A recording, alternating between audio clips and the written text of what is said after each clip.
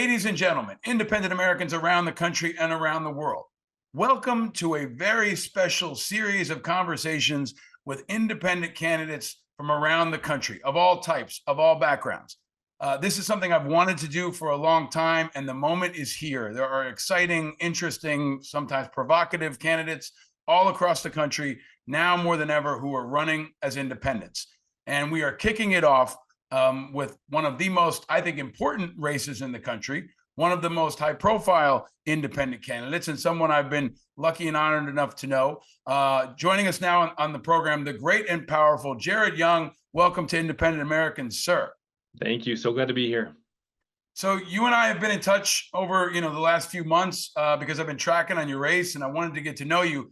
But I'm gonna switch up how we do this show in a little bit, and just start by asking you, sir, where are you and who are you? Tell everyone who you are and give us some background on your personal story that brought you to this moment. Yeah, so I'm Jared Young. I am living in Joplin, Missouri, so tucked in a little corner of Southwest Missouri, and running for the U.S. Senate here in Missouri against Josh Hawley, who's the incumbent in the race. I have a kind of interesting background. Most people grow up in small towns and end up in big cities. I grew up in big cities and ended up in a small town. So lived all over the country and all over the world. But ultimately, my career took me to Joplin, where I've grown a business the last 10 years and sold that business a couple of years ago. So I found myself at a point in life where I had some flexibility to try to figure out what to do next.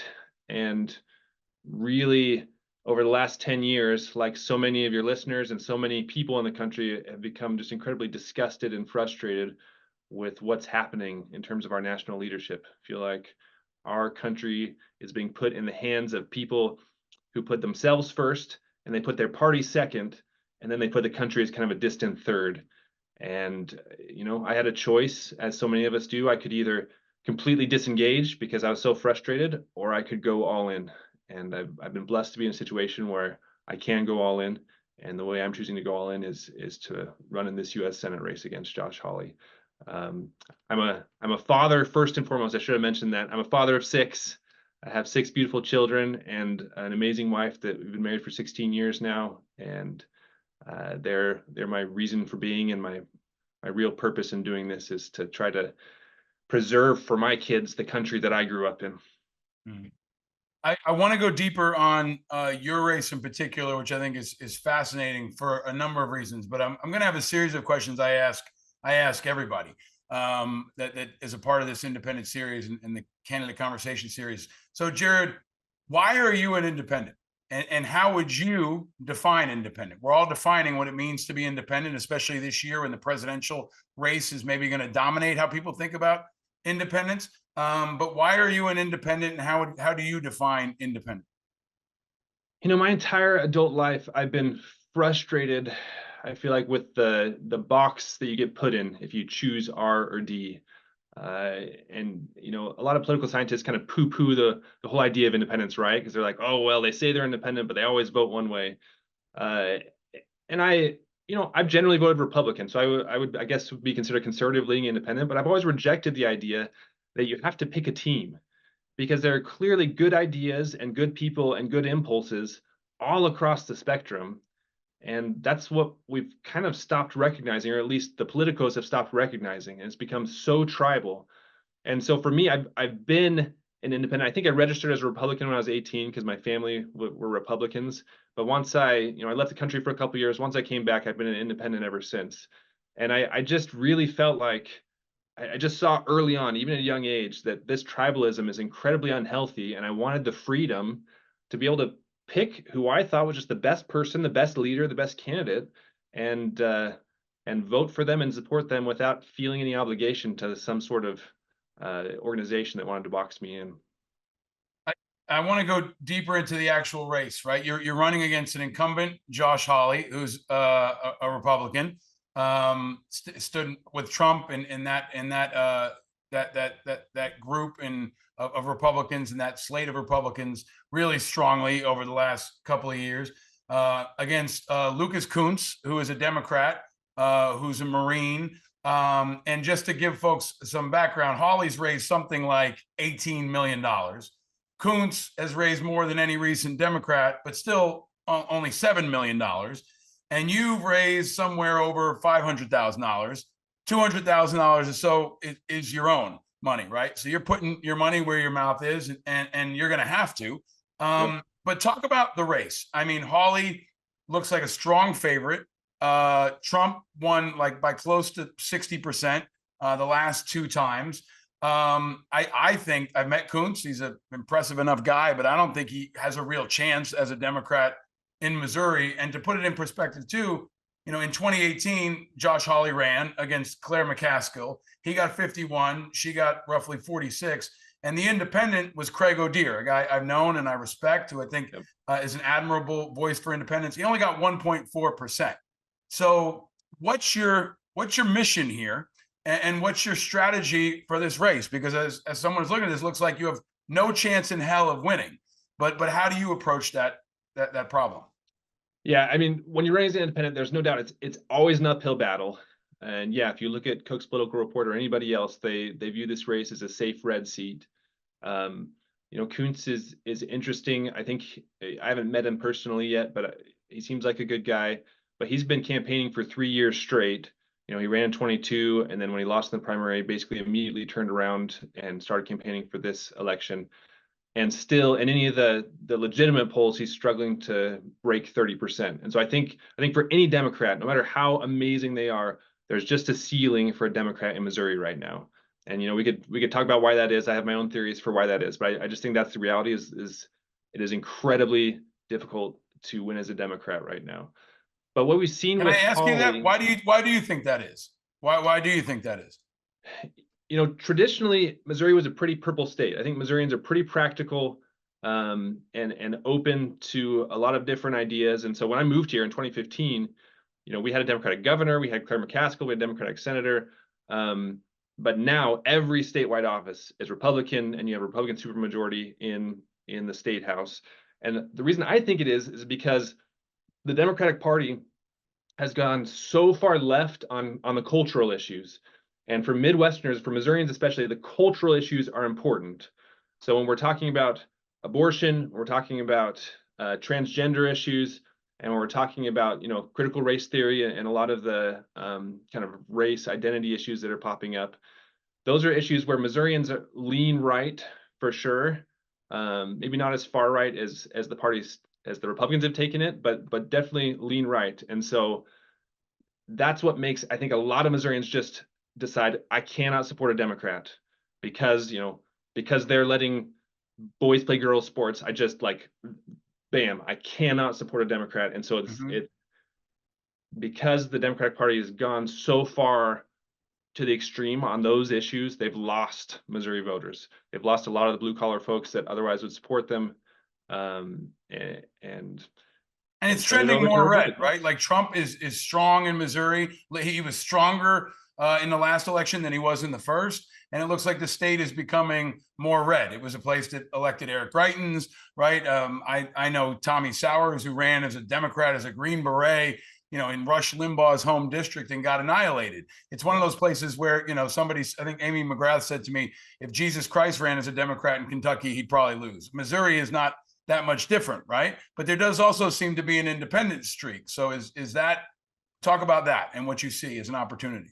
Yeah, so here's what we saw in the polling. Before I jumped into this all in and committed, you know, hundreds of thousands of dollars of my own money to it, obviously we did polling. And here's what we saw. First of all, Josh Hawley is surprisingly unpopular for a sitting Republican in a red state. He's underwater in his approval rating, and over half of Missouri voters said they want somebody else. So he's already starting off in a relatively weak position for a sitting Republican incumbent. Now, he still has all the advantages of a sitting Republican incumbent and has all the money in the world, but he's, you know, relatively speaking, he's weak. The other thing we discovered is that 70% of Missouri voters said they were open to voting for a third party or independent candidate in this race specifically. And I think that has to do a lot with Josh Hawley, but also has to do with, you know, 2024, we're in a different world than we were in 2018. I've sat down with Craig O'Dear and you know, he's been helpful and talked a lot about our race. Just the level of frustration with what the two parties are producing is at an all-time high. And I think a lot of us in 2018, myself included, heck, I I voted for Josh Hawley in 2018. So it's not like I've always been a Josh Hawley hater, but I think a lot of us thought we were going to see this return to sanity, after the Trump years went by, and he lost in 2020. I think we all just thought like this was an aberration and we're going to have a return to sanity, but instead it keeps getting worse every election cycle. And I think people are starting to recognize that, which is why more and more and more people are identifying as independents. In Missouri, it's 43% of the voters that identify as independents now. So we're the clear plurality. That doesn't mean there aren't incredible challenges to pull this thing off, but the situation is ripe for someone to be able to pull this off in 2024. So talk about that if you can, Jared. How do you pull it off? Talk about what you're doing now to get on the ballot, right? Which is a major impediment. You're going to get outspent 100-1 here.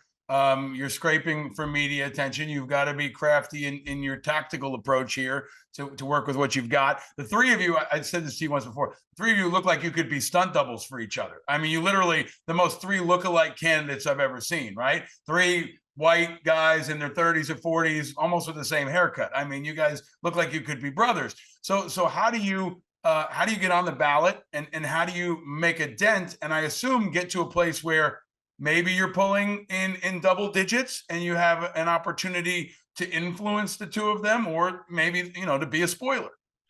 Yeah. So first I want to say, yes, I know we look alike, but once we stand next to each other, that'll go away because I'm about 8 inches taller than both of them. So I'm looking forward to being able to stand next to them on a stage. But that's not a given either, right? Like they have to allow you on the stage, or what do you have to do to be able to get on a stage alongside these two, if they even debate each other? In Missouri, once I'm officially on the ballot, I will automatically qualify for the main Senate debate. And okay. So to get on the ballot, I need 10,000 signatures in Missouri. That's the big hurdle that they put up. I'm there. I have those signatures. Actually, I have 25,000 signatures. I'll be submitting them on Friday. So as of Friday, I'll have done the work to officially be on the ballot. And so that's one point of kind of credibility that you have to check for, I think, the media to start taking me a little more seriously. I've gotten really good coverage in the St. Louis and Kansas City markets, which are the two biggest ones. Have a good relationship with the reporters at the biggest newspapers in those cities. So already pleased with the level of attention I've been able to get. But what we're going to have to do, independents face a number of big challenges. The first is convincing voters. Just people are afraid to pull that lever. Usually they're afraid that they're going to put a Democrat in office or a Republican in office, and that there's no chance of you winning. So you have to convince them on that one. You have to convince the donors. That's a whole different class, and they also hesitate when it comes to independence. And you have to convince the media.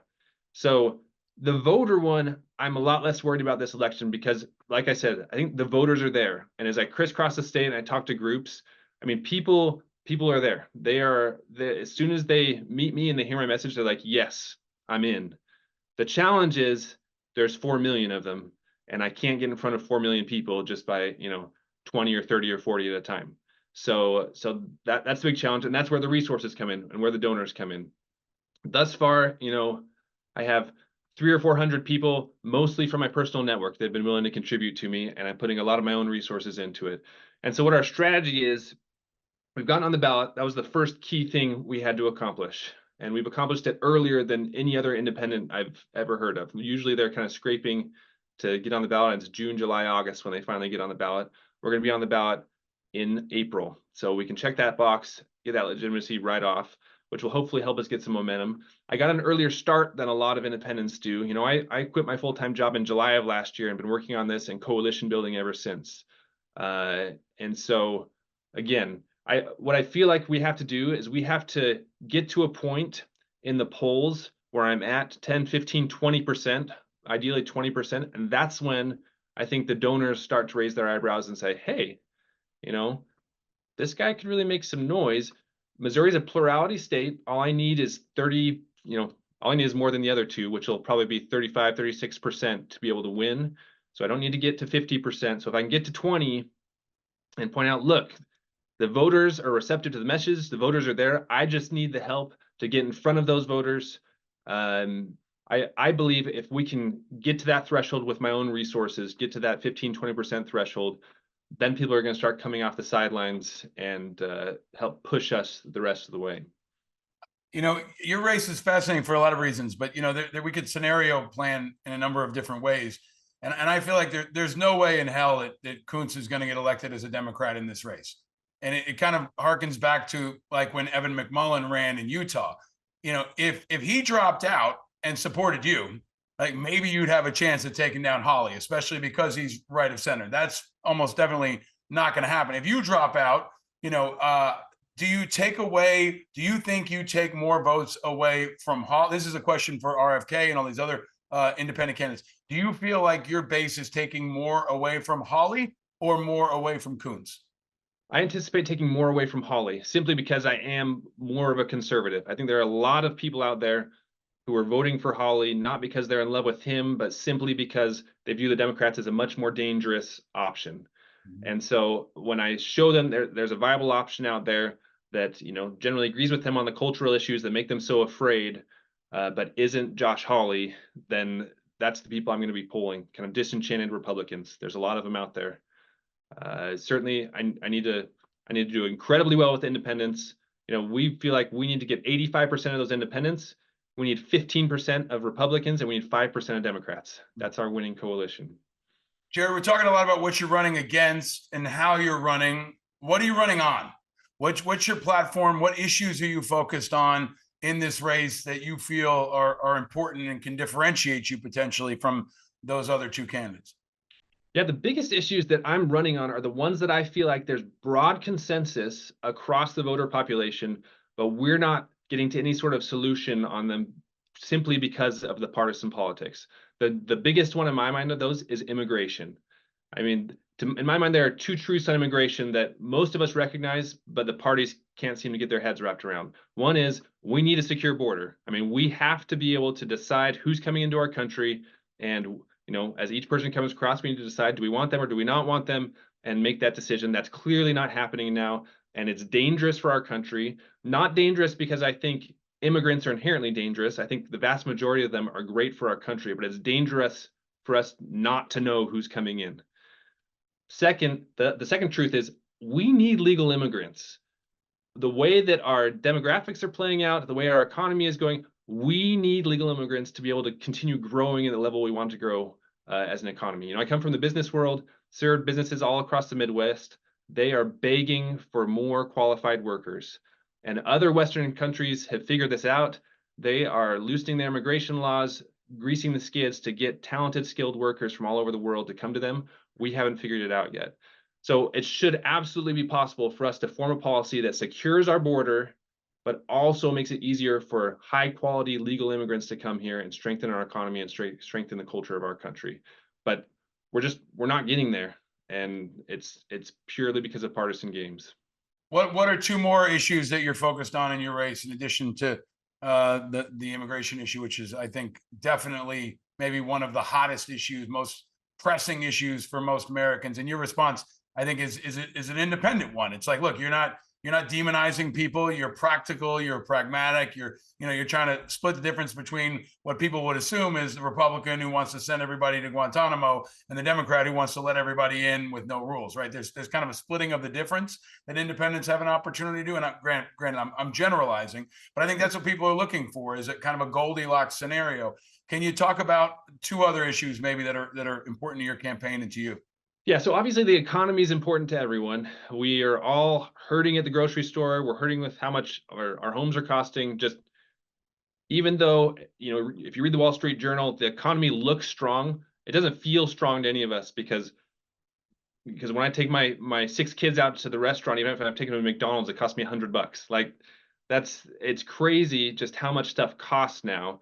And so you can argue and debate about what is leading to that, but what I feel like we need to be focusing on, and is not getting talked about at all anymore, even by the fiscally conservative Republicans, is the national debt and the national deficit, Social Security, Medicare, this looming disaster that, because it's hard, it's complex, and it will take hard decisions. Nobody's talking about it. Nobody's willing to take the political risk to address it. And I think we need real leaders. They're going to go to Washington and say, okay, We've been making incredibly bad decisions for decades now that have put us in an incredibly bad spot. What are we going to do to get out of that spot? And it'll take leaders that are willing to educate their voters instead of just doing whatever they can to ensure that I'm not going to get primaried or I'm not going to lose an election.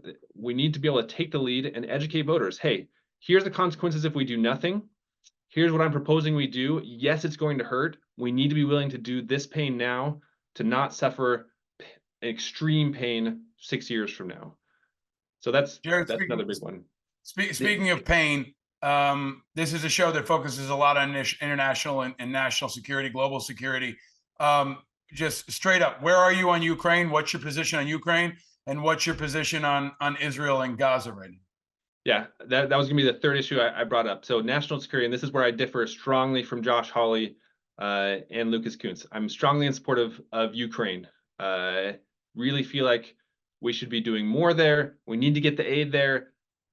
Frankly, I think we should do more than is even being proposed right now. I think it's incredibly important, not just for the principle. I think the principle is important that we have this democracy that was just starting to thrive, just turning the corner in achieving what we've hoped for kind of the whole world for so long.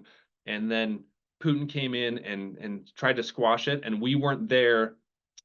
You know, we've sent billions of dollars there, so we've helped. We helped stop Putin from accomplishing his goal immediately, but then we kind of faded. I felt like from the very beginning, you know, the way you deal with a bully is you punch him in the mouth, and I feel like we didn't punch Putin in the mouth. We kind of just you know, held him back like this. So strongly in favor of supporting Ukraine. Obviously, there needs to be accountability with those funds. We need to know what's happening with them. But ultimately, when we spend money on Ukraine, what we're doing is we're paying U.S. producers to build weapons for Ukraine, so it helps our economy. I just think it's a win-win all the way around. I think China's watching closely. Iran was obviously watching closely, saw our weak response in Ukraine, saw the disaster in Afghanistan, and it's put us in this position where our allies don't trust us and our enemies don't fear us. And that's an incredibly bad position to be in. Talk about Gaza and Israel. What's your position there? Another hot button issue right now in this race, especially if you're in the Senate. You know, you'll be voting on these issues. What's your position right now on Israel and Gaza? Yeah, this one I have. You know, I lived in Jordan for a while in my early 20s. My undergrad's in Middle East Studies and Arabic. So I have this is an issue in an area that I spent a lot of time thinking about, and I have a very clear understanding of all the history that's led up to this. So my view is a little more nuanced, I guess, than your average person's, but people don't like nuance on this issue, as I'm discovering. I believe, look, Israel's made, I think, a lot of policy mistakes over the last several decades in the Palestinian situation that have, you know, led to a lot of ugly situations. However, October 7th there's no excuse for that. You know, there's any moral high ground I feel like the Palestinians might have had disappeared when you start beheading and raping people. And, you know, I spent last week talking to a lot of Muslim leaders in St. Louis, and, you know, there's disputes over the facts there. Frankly, they just rejected the fact that any of that stuff even happened. And so it's hard to have these conversations if you're operating on a different set of facts, right? But I believe that some true atrocities were committed on October 7th. A lot of innocent people were killed. I believe Hamas is an evil organization that doesn't give a darn about civilian life, whether it's Israeli civilian life or whether it's Palestinian civilian life. And so I think Israel is justified in deciding this time that they need to eliminate Hamas. And I think it's pretentious of us to presume to tell them how to do that and to ask them to show restraint, when I think if we were in the same situation as the United States, we would struggle to show restraint. Now, that being said, it is incredible tragedy that we all acknowledge that so many thousands of Palestinians are getting killed, so many innocents are being put in the line of fire, so many people are suffering, and we absolutely should be doing what we can to relieve that suffering. And to you know, help with humanitarian aid. I feel like where we really should be focusing U.S. influence, instead of trying to get Israel trying to tell Israel how to defend itself, we need to pressure them to have a clear plan for what comes next. Because right now, I'm not seeing any clear plan. Okay, let's say they accomplish whatever they're trying to accomplish in Gaza at incredible cost. What comes next? Because if their plan is simply to try to maintain the status quo of the last 40 years, this is just going to repeat itself 15, 20 years from now. And I feel like this is an opportunity for Israel to kind of hit the reset button and find a path forward that's going to lead to real lasting peace and not leave the Palestinians stuck in this awful limbo where they feel like they have no choice but to lash out. Thank you for laying all that out. I mean, it would definitely be a contrast for Missouri to have someone who studied and lived in this region, in contrast to Josh Hawley. That would be a difference on day one. I want to ask you a question. I'm going to ask other folks who are running for the Senate, or for really any position. Number one, if you're elected to the Senate, who are you going to caucus with? Are you going to caucus with the Democrats, the Republicans?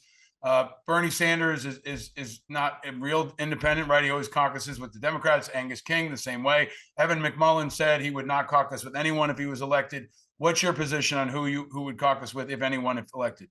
Yeah, so that's a question I get asked a lot. Obviously, I think the answer really depends on what the world looks like in November. I mean, my goal is to come, and the whole reason I'm running as independent is I want to significantly change the way the Senate operates and the way that Washington operates.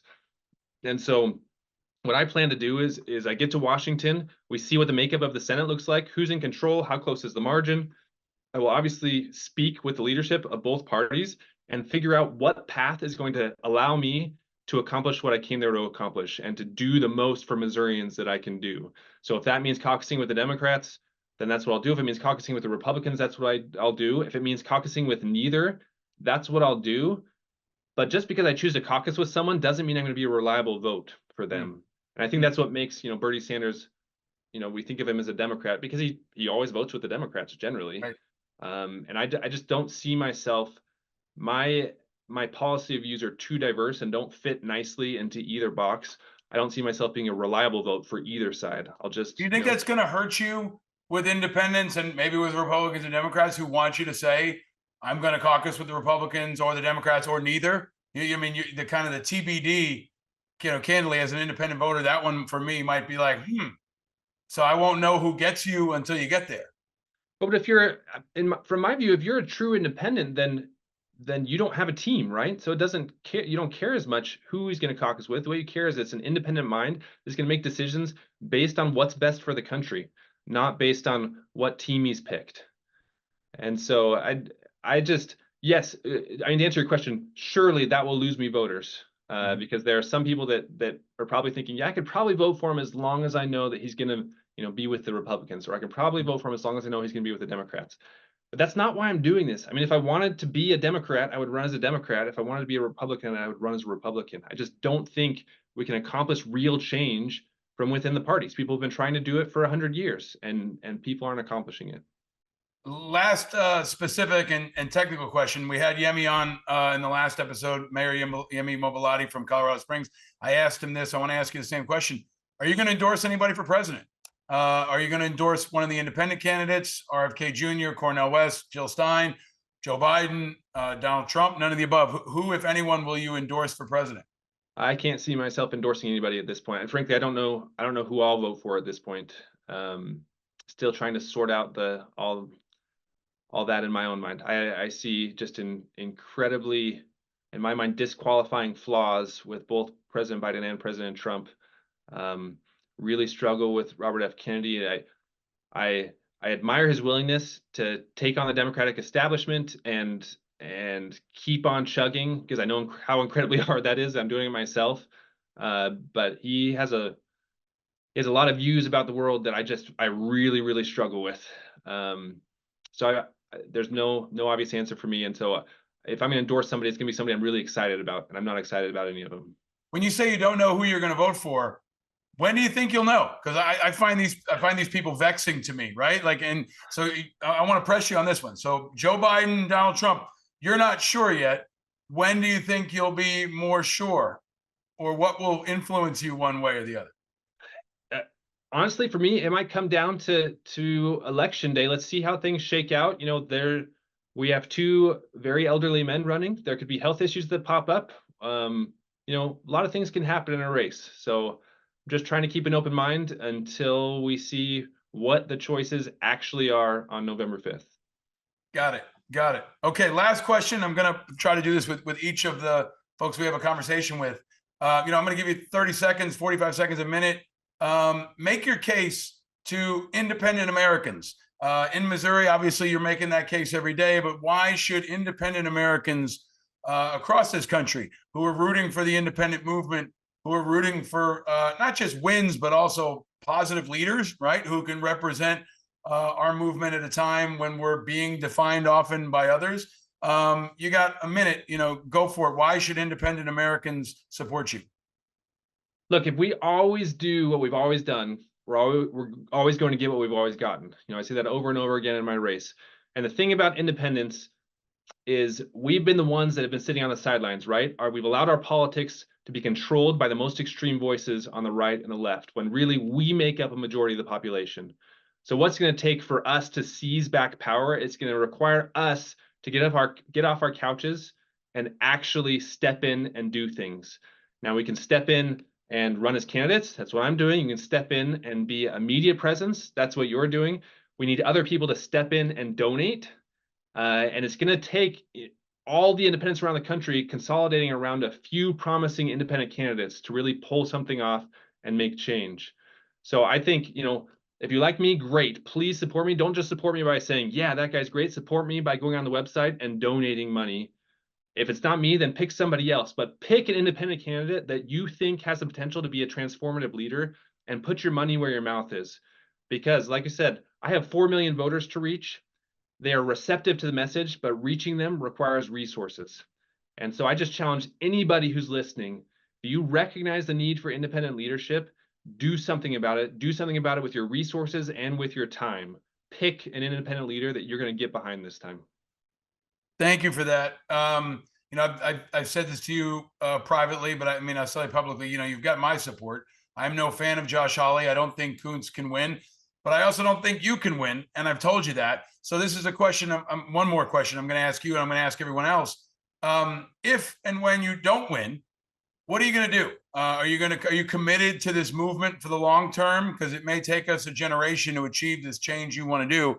What are you going to do if you don't win? Well, there's no doubt I'll stay involved in the movement one way or another.